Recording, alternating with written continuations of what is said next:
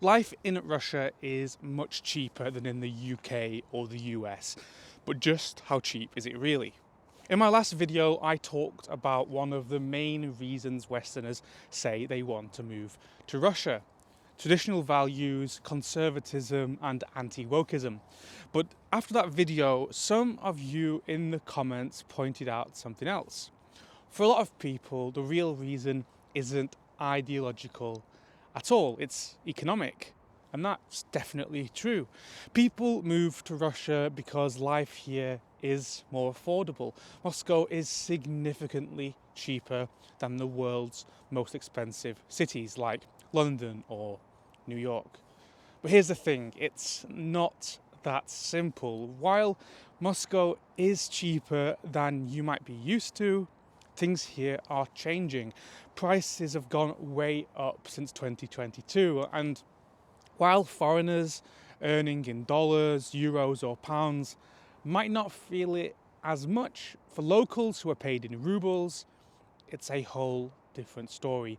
Even foreigners living here and earning in rubles have felt the squeeze. Their wages aren't rising fast enough to keep up with inflation, and their money doesn't stretch as far as it used to. And that's not my opinion. The Central Bank of Russia constantly talks about inflation and the rising cost of living as a huge problem. The bank blames Western sanctions, the ruble's depreciation, and a weak harvest as the key factors driving inflation. But there's another factor. Since 2022, the government has also increased military spending.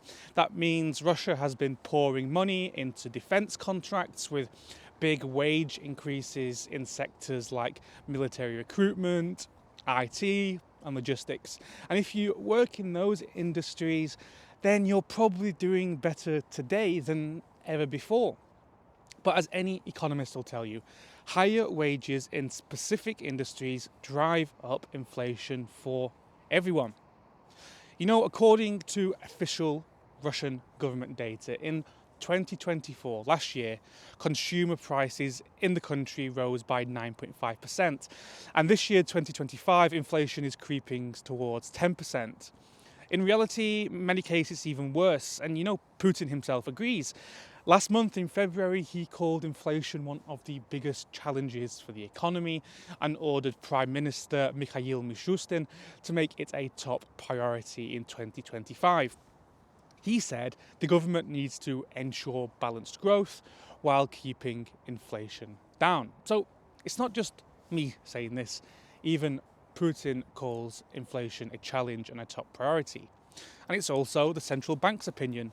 In October last year, they raised interest rates to a record 21% to try and control inflation. For everyday Russians, this means one thing: making do. And that's one thing I love about Russian people.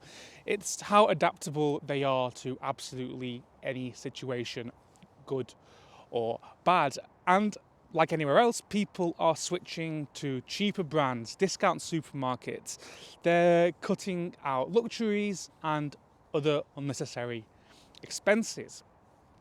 And while people in high demand industries like IT or logistics might be completely fine, some people have been hit hard. That includes pensioners. I mean, there is some good news for pensioners. In April 2025, pensions are set to increase by 14.75%. But the reality is that pensions here are still incredibly low, and many retirees can't survive on pensions alone, and they rely on family support. And that's just like in the UK, where I know plenty of people in the exact same situation where their pension just doesn't go far enough. But let's talk away from figures, let's talk about something in a more concrete way, and something I can actually show you, something I've seen with my own eyes. Last year on this channel, 2024, I made a YouTube short comparing grocery prices in Moscow. And it's been just over a year since that video. It's been 13 months, and I decided to go back to the exact same shop. It was 2 days ago, and I found the exact same products, or as close as possible, to see what's changed.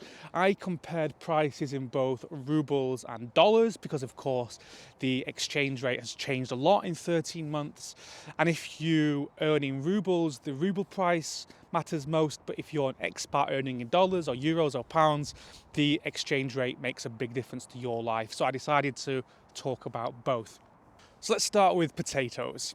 In my 2024 video, 1 kilo of the cheapest unbranded, uncleaned potatoes in the store cost 29 rubles. And at the time, that was 33 cents.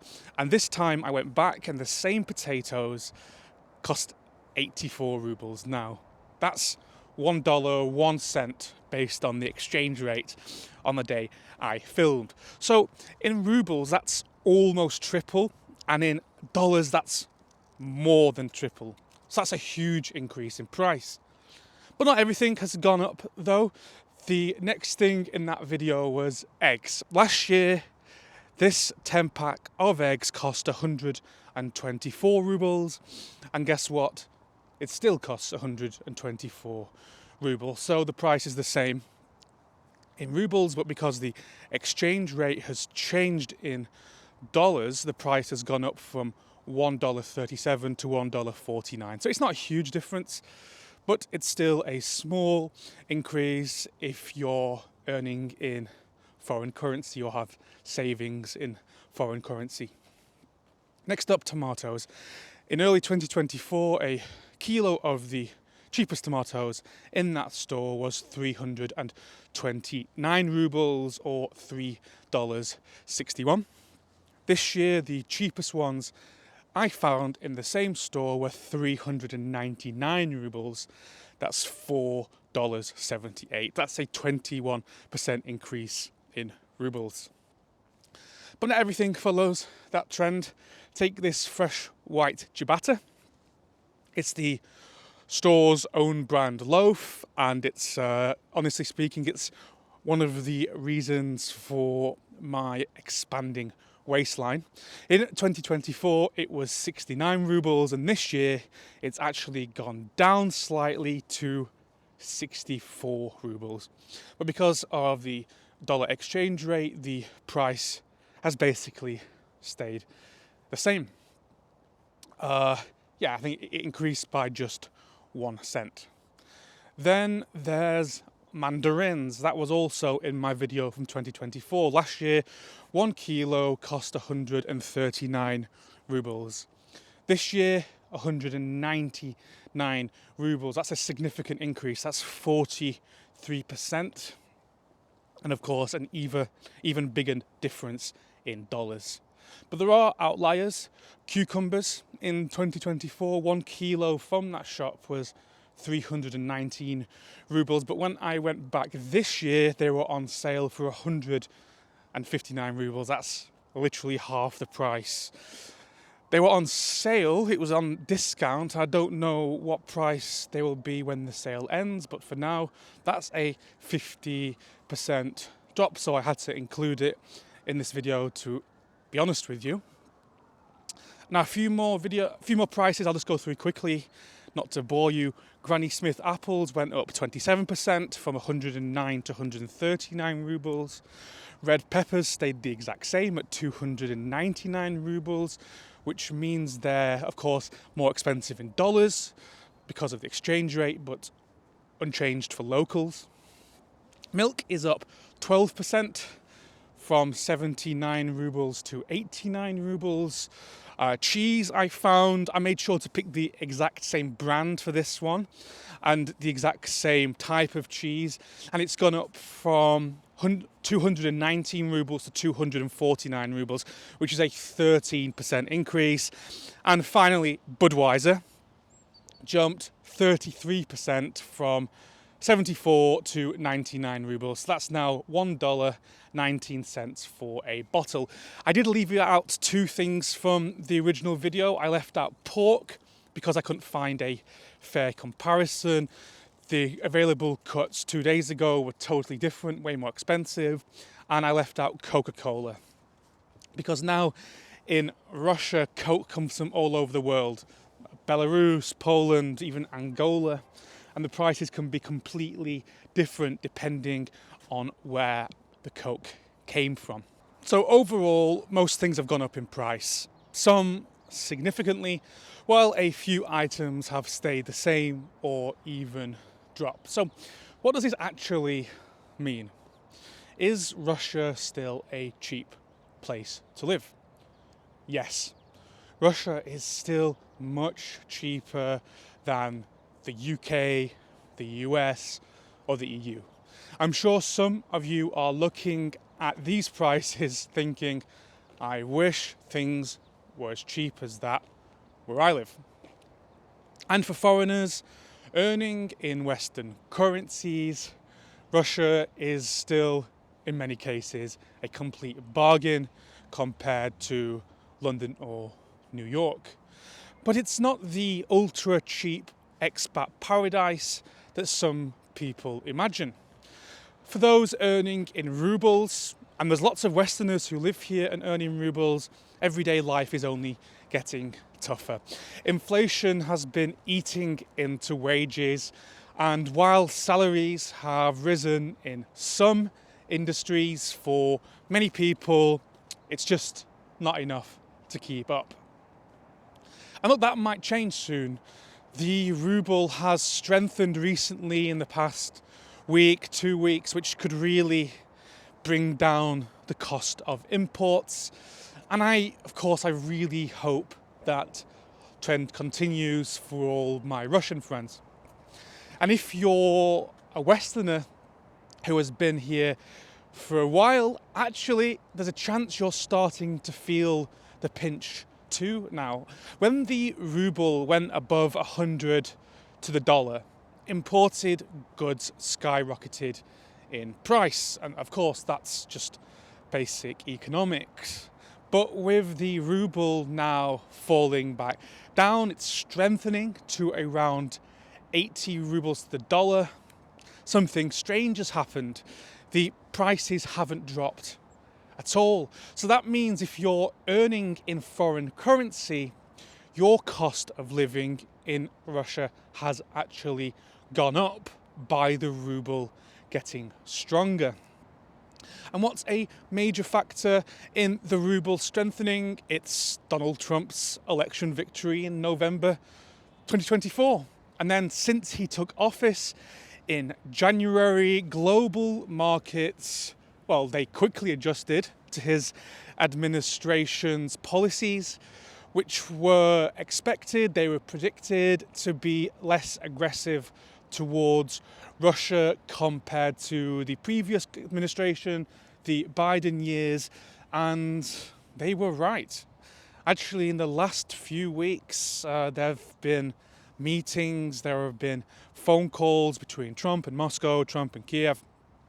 So, of course, it's only natural that markets interpret these as a sign of potential de-escalation, an end of conflict, and that only strengthens confidence in the ruble. So that's great news for Russians earning in rubles. That's great news for Westerners earning in rubles. Their money is suddenly worth more.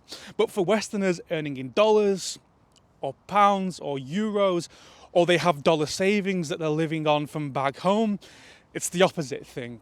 The ruble has strengthened, but prices haven't come down, making life here more expensive. But what if you're outside the capital city? What if you're not in Moscow? People often assume that smaller cities in Russia are cheaper, but that's often not the case, especially when it comes to groceries. The shop I filmed in is an inner city supermarket in a shopping centre, so it's not the absolute cheapest place in Russia or Moscow, but it's also far from the most expensive.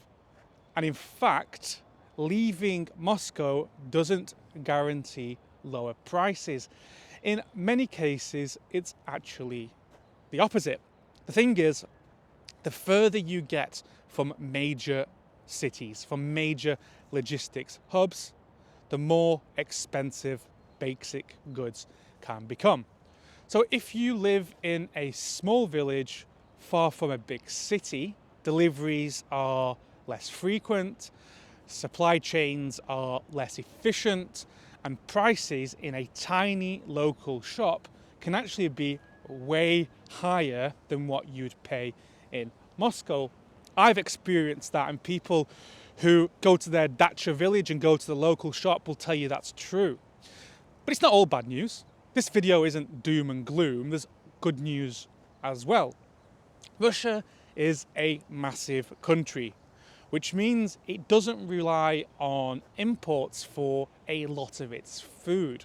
And that's why even with inflation, some prices have stayed reasonable. And of course, despite what some say in foreign media, especially Western media, there are no major shortages here. There have been shortages for short periods of time for certain goods, but it blows over fairly quickly. Yes, prices have gone up, but stores are full. Essential goods are, of course, still widely available, and non-essential goods are available too. So if the ruble continues to strengthen, imported goods should also get cheaper over time. So, is Russia still cheap? Compared to London, yes. Compared to Russia a year ago or 3 years ago, not so much. So if you're thinking of moving here, moving to Russia, moving to Moscow for a cheaper life, it probably is cheaper, but you might want to double check your numbers first. Because yeah, Russia is probably way cheaper than where you come from. If you're watching this video, it's most likely you're in the UK or the US. And let's not get into rent, your electricity bill, your gas bills, other significant expenses, because in general, Russia is way cheaper for those things. But compared to Russia a year ago, compared to Russia 3 years ago, not so much. And for locals earning in rubles in recent times, it's been tough. It's been even worse. Vladimir Putin says that balancing inflation is the government's top priority in 2025. And I really, really hope he succeeds.